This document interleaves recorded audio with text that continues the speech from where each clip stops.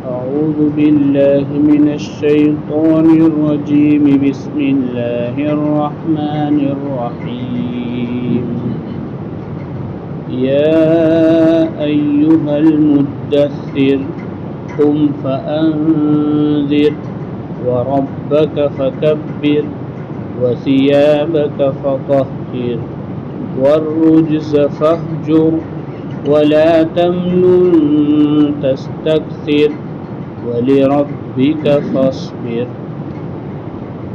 شروع اللہ کے نام سے جو بڑا مہربان نہایت ہی رحم والا ہے۔ یہ 29ویں پارے میں سورہ مدثر اس کی شروع کی 7 آیتیں پڑھی گئی۔ قرآن کی سب سے پہلی سورت 30ویں پارے میں اقرا، اس میں اللہ تعالیٰ نے پڑھنے کا حکم دیا، سیکھنے کا حکم دیا۔ اللہ تعالیٰ نے اپنی پہلی وحی میں جس چیز کا حکم دیا وہ بہت اہم ہے، اس لیے مسلمانوں کو چاہیے کہ دین کو پڑھے۔ دنیا کی تعلیم اپنی جگہ حاصل کرے ضرورت کی، لیکن دین کو پڑھنے کا سیکھنے کا حکم ہے۔ یہ ہر ایک کی ذمہ داری ہے اور اللہ تعالیٰ نے ہر ایک کو موقع دیا ہے۔ تو پہلے تعلیم علم کا حکم دیا گیا، اس کے بعد وحی بند ہو گئی 6-8 مہینے تک، اس کو فترت وحی کا زمانہ کہتے ہیں۔ پھر اس کے بعد واپس جو وحی شروع ہوئی تو حضرت جابر رضی اللہ تعالیٰ عنہ کی روایت کے مطابق یہ سورہ مدثر کی شروع کی آیتیں آئی تھیں۔ تو اقرا میں حضور صلی اللہ علیہ وسلم کو صراحت کے ساتھ یہ نہیں کہا تھا کہ آپ نبی ہیں، لیکن بعد میں آپ کو یہ کہہ دیا گیا کہ آپ نبی ہیں۔ تو اس صورت میں آپ کی جو ذمہ داریاں تھیں وہ بتائی گئی کہ حضور پاک صلی اللہ علیہ وسلم کو جو نبی بنایا ہے تو اس کی ذمہ داری کیا ہے۔ چنانچہ فرمایا یا ایھا المدثر، اے چادر اوڑھنے والے۔ مدثر یہ دثار سے ہے، دثار کے معنی یہ اوپر کے کپڑے کو کہتے ہیں، اندر کا جو کپڑا ہوتا ہے اس کو شیار کہتے ہیں عربی میں، اس کو دثار کہتے ہیں۔ تو اس زمانے کے اعتبار سے چادر، چونکہ حضور صلی اللہ علیہ وسلم جا رہے تھے، آسمان کی طرف سے آواز آئی تو دیکھا تو جبرائیل علیہ السلام آسمان اور زمین کے درمیان کرسی پر بیٹھے ہوئے تھے، تو آپ ڈر گئے چونکہ اس شکل میں پہلی مرتبہ دیکھا تھا، تو ایک دم ٹھنڈی چڑھ گئی، تو آپ گھر آ گئے اور چادر اوڑھ کر لیٹ گئے۔ تو اللہ تعالیٰ نے اسی حالت میں کہا کہ اے چادر اوڑھنے والے۔ اس کے بعد کل 7 حکم دیے۔ قم، کھڑے ہو جاؤ۔ کھڑے ہو جاؤ مطلب یہ کہ اب لیٹنے کا کوئی کام نہیں، کھڑے ہو جاؤ۔ اور دوسرا مطلب یہ ہے کہ چونکہ آپ نبی ہیں تو نبی کی جو ذمہ داری ہے وہ ذمہ داری ادا کرنے کے لیے تیار ہو جاؤ۔ اب کیا ذمہ داری؟ تو سب سے پہلے کہا فَأَنذِرْ،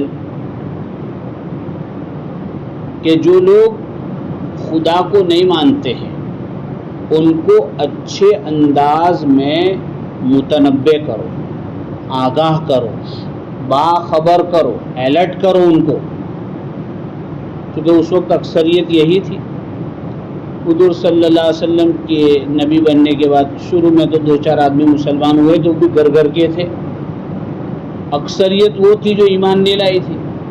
اس لیے شروع میں یہ کہا کہ چونکہ اکثریت مان نہیں رہی ہے تو ان کو سمجھاؤ، لیکن یہ نبی کا سمجھانا کیسا ہوتا ہے؟ شفقت کے ساتھ ہوتا ہے۔ جیسے ایک باپ اپنے بیٹے کو کھانسی ہو گئی چاکلیٹ سے منع کر رہا ہے تو اس کا ایک انداز ہوتا ہے، شفقت ہوتی ہے کہ بیٹا چاکلیٹ کھائے گا تو اور کھانسی ہو جائے گی، دھوپ میں گھومے گا بخار چڑھ جائے گا، یہ ہو جائے گا، وہ ٹھنڈا پانی پیے گا گلا پکڑا جائے گا، تو وہ شفقت ہوتی ہے، ایسا نہیں ہوتا ہے کہ پانی پینا نہیں دینا۔ تو نبی کو کہا کہ اچھے انداز میں، اس لیے کسی بھی برائی سے روکنا ہے، غلط کام سے روکنا ہے تو اس کے انداز میں کیا ہونی چاہیے؟ شفقت ہونی چاہیے، نرمی، کہ بیچارہ پریشان ہو جائے گا اگر اسی لائن پر چلتا رہا ہو تو وہ نہ ادھر کا رہے گا نہ ادھر، ایک تکلیف ہونی چاہیے، دل میں درد ہونا چاہیے۔ اسی کو دوسری حدیث میں کہا الدین والنصیحہ، دین خیر خواہی کا نام ہے، خیر خواہی کا نام ہے، رسوا کرنے کا نام نہیں۔ خیر خواہی میں یہ بھی ہوتا ہے کہ آدمی تنہائی میں اس کے لیے دعا مانگے۔ حضور صلی اللہ علیہ وسلم نے اس زمانے کے فرعون کے لیے حرم کے پاس بیٹھ کر دعا مانگی تھی، ہے کہ نہیں؟ مانگی تھی ابو جہل کے لیے، حضرت عمر کے لیے بھی مانگی تھی، دونوں خطرناک تھے، حضرت عمر کے بارے میں قبول ہوئی۔ یہ خیر خواہی کا تقاضا ہے۔ خیر خواہی یہ ہے کہ ہم دیکھ رہے تو اس کو تنہائی میں لے کے سمجھاوے کہ بھئی یہ اچھا نہیں ہے، یہ خیر خواہی ہے۔ سب کے سامنے ہم اس کو کہہ رہے تو یہ اس کو رسوا کرنا ہے، تو چھوٹا آدمی بھی پھر نہیں مانتا ہے کہ اس کی عزت کا مسئلہ آ جاتا ہے، اور عزت ہر ایک کو پیاری ہے، تو آدمی اس کے لیے دعا بھی مانگے، تنہائی میں بھی سمجھاوے، سوچے کہ میں اس کو کیسے، جیسے کسی کا بیٹا نافرمان ہوتا ہے تو باپ کتنے انداز سے سوچتا ہے کہ اس کو میں کیا کروں تو یہ بچہ صحیح آ جاوے، پیسے دوں تو قابو میں آ جاوے، اس کو کسی منصب کے پاس بھیجوں تو صحیح ہو جاوے، اس کو جماعت میں بھیجوں تو صحیح ہو جاوے، اس کا ٹیوشن صحیح جگہ لگاؤ، کتنا سوچتا ہے وہ، تڑپتا بھی، اس سے مشورہ کرتا ہے، اس سے مشورہ کرتا ہے، اس سے تو آدمی تڑپے اس کے لیے۔ جب آدمی دعا بھی مانگتا ہے، سوچتا بھی ہے، تو اللہ شکلیں نکالتا ہے، ایسے تھوڑی شکل نکلتی۔ ابھی ایک ہفتے پہلے ایک ویڈیو چلی ہے، مانو ویڈیو کب کی ہے، مانو پڑوس کے ملک کی مدرسے کی ہے، کہ ایک چھوکرا تھا، اس کے ابا نے تمنا کی، آپ نے بھی شاید ویڈیو سنی، کہ مجھے اس بچے کو کچھ بھی ہو جائے حافظ بنانا ہے۔ مدرسے میں لا کے چھوڑا، 3 سال ہو گیا، اس کی گاڑی نہیں چل رہی برابر، استاد لوگ محنت بھی کر رہے ہیں، سمجھا بھی رہے، سب کر رہے ہیں، 3 سال کے بعد یعنی جو بھی امتحان لینے آئے تو اس کی رزلٹ خراب لکھے جا رہے، تو مدرسے کے منصبوں نے مشورہ کیا کہ اس کی وجہ سے اپنے تعلیم میں اثر پڑتا ہے، بدنام ہو رہا ہے، تو اس کو روانہ کر دیتے۔ تو اس کے باپ کو بلا کے سمجھا بجھا کے کہا کہ آپ اس بچے کو لے جاؤ، ہمارے وہاں نہیں چلے گا یہ۔ وہ باپ تو لے گیا بیچارہ برداشت کرتے ہوئے، پھر اس نے اپنے علاقے میں ایک اور مدرسہ تھا، کافی سب پڑھاتے تھے، وہاں رکھ دیا اس چھوکرے کو۔ 3 سال میں زبردست حافظ ہو گیا چھوکرا وہاں پہ۔ پھر جب یہ حافظ ہوا تو اس چھوکرے کو اس مدرسے میں لے گئے کہ مول صاحب جہاں سے پوچھنا ہو پوچھو، پوچھا تو پکا حافظ ہو گیا۔ پوچھا کس کے پاس پڑھا تھا، کہ مول صاحب کے پاس، تو مول صاحب کو بلایا، باقاعدہ فلائٹ میں بلایا کہ مول صاحب بتاؤ کس طریقے سے پڑھا ہے، تو انہوں نے وہی طریقہ بتایا جو یہ پڑھا رہے تھے، تاکہ تم اور کیا کرتے ہو، ایسا تو ہم بھی پڑھاتے تھے، ہمارے پاس تو نہیں پڑھا، تاکہ میں ان کا سبق پارا سنتا ہوں، سبق پڑھاتا ہوں، عشاء کے وقت ان کو ناظرہ وغیرہ سب پڑھا دیا، فارغ ہو گیا تو عشاء کے بعد جا کے مصلی پہ بیٹھ جاتا ہوں کہ اللہ میں نے اپنے بس کا کر دیا، اب تیرے بس کا تجھے کرنے کا ہے۔ یہ میرا معمول ہے، تاکہ اسی وجہ سے بچہ چلا۔ تو جو بچہ 3 سال میں کچھ بھی نہیں کر سکا تھا، ایسا حافظ ہوا کہ لوگ اگر وہ پیچھے تراویح میں کھڑا ہو جائے تو ڈرنے لگے، ایسا حافظ ہو گیا وہ۔ کیسے ہوا؟ تو اس کے لیے مانگا گیا۔ ہر میدان میں ایسا ہے، مدرسہ ہو، تبلیغ ہو، خانقاہ ہو، معاشرت ہو، خدمت خلق ہو، کوئی بھی کام ہو، اس کے لیے مانگنا تو پڑے گا۔ حضور صلی اللہ علیہ وسلم نے ابو جہل اور حضرت عمر کو مانگ کے بتا دیا، تو مانگنا تو پڑے گا، محنت اپنی جگہ لیکن مانگنا پڑے گا۔ فَأَنذِرْ، اس کو کہتے ہیں خیر خواہی سے سمجھانا، یہ پہلا کام تھا۔ دوسرا حکم دیا وَرَبَّكَ فَكَبِّرْ۔ اب کسی کو ہم، چونکہ نبی صلی اللہ علیہ وسلم تو نبی تھے تو ان کی ذمہ داری تھی، تو سب سے پہلے قوم کو کیا سمجھا؟ دیکھو پہلے ڈرایا کہ یہ غلط ہے، یہ غلط ہے، یہ غلط ہے، یہ غلط ہے، پہلے اندر ہے وہ نکالنا پڑے گا نا، تو کچھ داخل کریں گے نا، تو پہلے نکلوایا، اب داخل کیا کرنا ہے؟ تاکہ وَرَبَّكَ فَكَبِّرْ، تیرا پالنے والا بڑا ہے، اس کی بڑائی کرو۔ یہ دعوت کا موضوع ہے۔ دین کی دعوت لے کر جب ہم جائیں گے تو سب سے پہلے، چاہے ہم اپنوں میں کام کریں یا پرایوں میں کام کریں، سب سے پہلے کیا سمجھانا پڑے گا؟ اللہ کی بڑائی۔ دیکھو، اللہ کی بڑائی سے پہلے کا رب، تیرے رب کی بڑائی کر۔ رب کہتے پالنے والے کو، تو کہا جو تجھے پال رہا ہے اس کی بڑائی کر، یعنی چونکہ تجھے پالنے والا وہی ہے تو وہ حق بنتا ہے اس کا کہ بھائی ہر ایک کو چاہیے کہ اپنے باپ کا احترام کرے، کیونکہ وہ باپ ہے۔ ہر ایک کو چاہیے کہ ماں کا احترام کرے، کیوں؟ تاکہ ماں ہے، ماں نے تکلیف اٹھائی ہے۔ اپنے استاد کا احترام کرے، تاکہ استاد نے پاپل بیڑے ہے۔ ٹیچر کا احترام کرے، ٹیچر نے پڑھایا ہے۔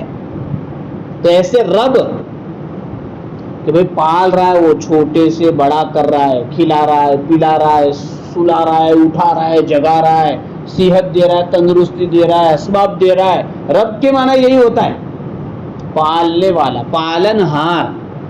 تو پالنے والا وہ ہے، اس کی بڑائی کریے، اس کی بڑائی۔ یہ موضوع ہے دعوت کا۔ اللہ کو بہت بولنا ہے۔ آج ہم نے سب بولا، سب کی بڑائی آ گئی کہ نہیں؟ امریکہ کی بڑائی آ گئی، اسرائیل کی بڑائی آ گئی، ان کی طاقتوں کی بڑائی آ گئی، فوجوں کی بڑائی آ گئی، پیسوں کی بڑائی ہمارے کیوں آئی؟ اس کو سنا، بولا، پڑھا، مذاکرے کیے، تو بیٹھا ہوا ہے۔ اس لیے اگر کوئی آگے گئے پیسوں سے کچھ بھی نہیں ہوتا تو کیسی بات کرتے بول سکتا ہوں، پیسوں سے ہی سب کچھ ہوتا ہے، بلکہ پیسے تو خدا ہے ایسا کہتے ہیں، پیسے بغیر تو ہے، پیسے ڈالو اور دنیا کو نچاؤ ایسا کہتے ہیں۔ پیسے بولتے ہیں، کیا بولتے ہیں مول صاحب؟ اب تو عدالت میں بھی پیسے بولتے ہیں، وکیل بھی ناچتے ہیں پیسوں پر۔ اور ابھی ایک جج کے وہاں کتنے پکڑے گئے، آگ لگی تو معلوم ہے نا۔ اگر پیسے بولتے ہیں، یہ بول ہو گئے ہمارے مول صاحب، پیسوں بغیر کچھ بھی نہ ہوئے۔ وہ تو مول صاحب کا مول صاحب بھی ایسا بولتے ہیں، مول صاحب بھی ایسا بولتے ہیں، پیسے تو چاہیے۔ ہم سب کے بول ہو گئے ایسے۔ اب ہمارے بول ہونے چاہیے اللہ۔ ہم حدیثوں میں پڑھتے، بہت ساری حدیثوں میں، ایک یہودی تھا جو اشعار پڑھتا تھا، اس کا نام کیا تھا جس کو قتل کروایا تھا حضور صلی اللہ علیہ وسلم؟ نام ذہن سے نکل رہا ہے۔ تو وہ حضور صلی اللہ علیہ وسلم کے بارے میں شاعریاں پڑھتا تھا، بے عزتی وغیرہ کی، اور بہت ادھر ادھر کے کام کرتا تھا۔ وہ یہودی تھا، وہ یہودیت سے تھا، تو اس کا مرڈر کروایا۔ تو جو صحابی کام کر کے آئے پورا اس کا، تو حضور صلی اللہ علیہ وسلم کو کیا کہا کہ حضور صلی اللہ علیہ وسلم، اللہ نے اس کا کام پورا کر دیا۔ حالانکہ قتل کس نے کیا تھا؟ انہوں نے کیا تھا، لیکن بڑا کام تھا۔ نسبت کس کی طرف؟ اللہ کی طرف۔ میں نے کیا؟ اللہ نے کرا ہے جو کام کرا ہے۔ یہ بول تھے ان کے۔ حضور صلی اللہ علیہ وسلم کے بھی کئی واقعات مل جاتے ہیں، چونکہ ان کے دل میں بڑائی اللہ کی بیٹھی ہوئی تھی۔ ابھی ابراہیم علیہ السلام کا قصہ پڑھا، ہاجرہ کو چھوڑ کر آئے تو ہاجرہ نے کیا کہ اللہ کا حکم ہے تو وہ ضائع نہیں کرے گا، اللہ بڑا ہے، وہ اس جگہ بھی پالے گا، بنجر جنگل میں بھی پالے گا وہ۔ اور اب بغا فقب، اس لیے اللہ کی بڑائی، اللہ نے اپنے قرآن میں اپنی بڑائی بہت بیان کی ہے۔ میں ایسا ہوں، میں ایسا ہوں، میں ایسا ہوں، میں ایسا ہوں، میں ایسا ہوں۔ اس کے لشکر کیسے؟ تاکہ کسی کو گنتی معلوم نہیں۔ یہ تو ہم لوگ بولتے 18,000 مخلوقات بولتے، ہم لوگ معلوم نہیں کتنی، کسی کو نہیں معلوم۔ ایک ایک چیز کی کتنی قسمیں نہیں معلوم ہمیں۔ اللہ کی دی ہوئی چھوٹی سی عقل سے انسان اتنے طاقتور ہتھیار بنا سکتا ہے کہ یہاں بیٹھے کہاں کہاں پھوڑ سکتا ہے وہ، تو اللہ کی طاقت کیا کہنا۔ ارے ہے کہ نہیں؟ اس لیے ضرورت اس بات کی ہے کہ ہم خود بھی اللہ کی بڑائی کو بولے، بچوں کو بھی سکھاوے. ہمارا یہ موضوع، اس لیے دعوت و تبلیغ کہاں سے شروع ہوتی ہے؟ کتنے نمبر ہے؟ جماعت میں جاتے کتنے نمبر پر کام کرتے ہیں؟ 6 نمبر بولتے ہیں. تو پہلا نمبر کون سا ہے؟ ایمان، لا الہ الا اللہ. تبلیغ کا موضوع یہی ہے، پہلا نمبر. اور ہمارے بزرگان دین کہتے ہیں کہ ہر مجلس میں پہلا نمبر بولو. کہتے نہیں کہتے؟ ہر گشت کی بات کرنے بیٹھے وہاں بھی پہلا نمبر، تعارفی بات کرنے بیٹھے وہاں بھی پہلا نمبر، ملاقات میں جا رہے وہاں بھی پہلا نمبر تو بولنا ہی. اس کے بعد دوسرے نمبر آئیں گے. اتنا بولنا ہے، اتنا بولنا ہے. تو پہلے تو بول رہے تھے، اب کم کر دیا ہے. اب تبلیغ میں کچھ لوگ اپڈیٹ کر رہے ہیں، حالانکہ ضرورت نہیں اپڈیٹ کی. بڑوں نے جو رخ دیا ہے اسی رخ پر چلنا پڑے گا.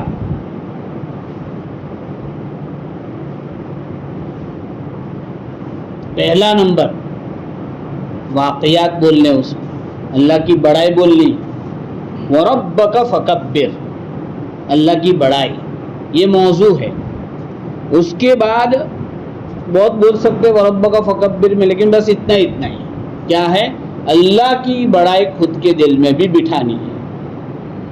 اس کے مولانا طارق جمیل صاحب ماشاءاللہ، اور بھی بہت سارے اللہ والے، پیر ذوالفقار صاحب، ہمارے مولانا یوسف صاحب کے بیانات گجب کے بیانات. حضرت جی مولانا یوسف صاحب رحمۃ اللہ علیہ، ایمان پر تو ان کی بات ایسا لگتا تھا کہ ایمان کوٹ کوٹ کے بھرا ہے. اتنا اعلیٰ درجے کا توکل اور یقین تھا. وہ بیانات پڑھنے سے، سننے سے اتنا تعلق تھا. آخری بیان بھی ان کا سنو جس پر دل کا دورہ پڑا تھا ان کو، کیسا درد والا بیان تھا. اللہ پر کتنا یقین تھا، اللہ سے کتنی محبت والا بیان تھا. اس کے بعد اگلا حکم دیا وَثِيَابَكَ فَطَهِّرْ، اپنے کپڑے پاک رکھیے. یہ عام حکم ہے، اس وقت تک نماز نہیں آئی تھی، اس لیے مسلمان کو چاہیے پاک رہے. بہت ساری مرتبہ جنازے میں جاتے ہم لوگ، کچھ لوگ کھڑے رہتے تو کچھ لوگ تو پاک ہوتے لیکن نماز نہیں آتی، لیکن کچھ لوگ تو وہ ہوتے کہ پاک ہی نہیں ہوتے. اچھا، کتنی مرتبہ مسجدوں میں ہمارے نکاح ہوتے تو جس لڑکی یا لڑکے کا نکاح، اس کو بالکل یعنی قریبی رشتہ دار باہر بیٹھا ہے، وایا وایا پتہ چلتا ہے کہ نہائے نہیں مطلب چلو گرمی کے نہیں نہائے تو چلتے، پاکی ہی نہیں ہے. یہ حالت ہماری. ناپاکی کے ساتھ دھندے، ناپاکی کے ساتھ کھانا پینا. حالانکہ حدیثوں میں آیا کہ جو بلا عذر اس طرح ناپاک پڑا رہتا ہے اس میں رحمت کے فرشتے بھی نہیں اترتے اس کے گھر میں. وَثِيَابَكَ، تو کپڑے پاک. اسی طرح دعوت کا کام لے کر جاوے تو بھی اندر سے بھی پاک، کیونکہ جو ناپاکی ہے وہ تو دکھنے والی نہیں ہے، وہ تو شریعت نے کہا کہ یہ غلط ہے. تو آدمی پاک بھی اور کپڑے بھی پاک ستھرے. حضور صلی اللہ علیہ وسلم جمعہ عیدین کے موقع پر جو وفود آتے تھے بڑی بڑی جماعت، اس کے لیے باقاعدہ جوڑا پہنتے تھے. حضور صلی اللہ علیہ وسلم حیات الصحابہ میں ہے، صبح میں نکلتے نہا دھو کے تیل لگا کے کنگھی کر کے، شام کو آتے تھے تو پہچانے نہیں جاتے تھے، لیکن صبح جاتے تو ایسے ہی تھے تیار ہو کر.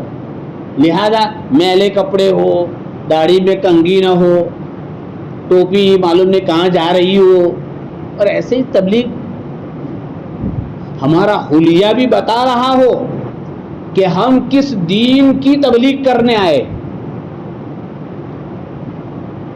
کس دین کی تبلیغ کرنے آئے، یہ بتانا. عملی تبلیغ ہے یہ کہ ہم پاک صاحب جائیں گے تو اتنا اثر تو پڑے گا اس کو کہ یہ ایمان والا ہے، کتنا پاک رہتا ہے، کتنا صاف رہتا ہے. آج ہم لوگوں نے اپنی پہچان گندگی بنا رکھی ہے. ہندو اپنی سوسائٹی میں گھر نہ دیوے، کمپنیوں میں رکھنے سے، اور بھی وہ کٹرتا ہے ان کی، لیکن ایک وجہ یہ بھی ہوتی ہے کہ ہم لوگ کہیں بھی تھوک دیں گے. ہمارے علاقے سے کچھ لوگ آتے ہیں، اتنے اچھی جگہ ہوتی، وہیں وہ تمباکو کھا کے پچکاریاں مارتے ہیں.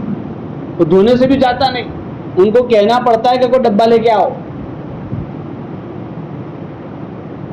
تو پاکی صافی یہ بہت ضروری چیز ہے. تو تبلیغ میں بھی ایسا کہ ہم کوئی وہ سادھو کی طرح نہ جاوے، پاگل دیوانوں کی طرح نہ جاوے، اچھے سے جاوے، اس کا ایک اثر پڑتا ہے. یہ بھی ایک دعوت ہے. اور بھی آگے ہے 2-4 حکم انشاءاللہ اگلی مجلس میں لے لیں گے. اللہ تعالیٰ ہم سب کو عمل کی توفیق عطا فرمائے.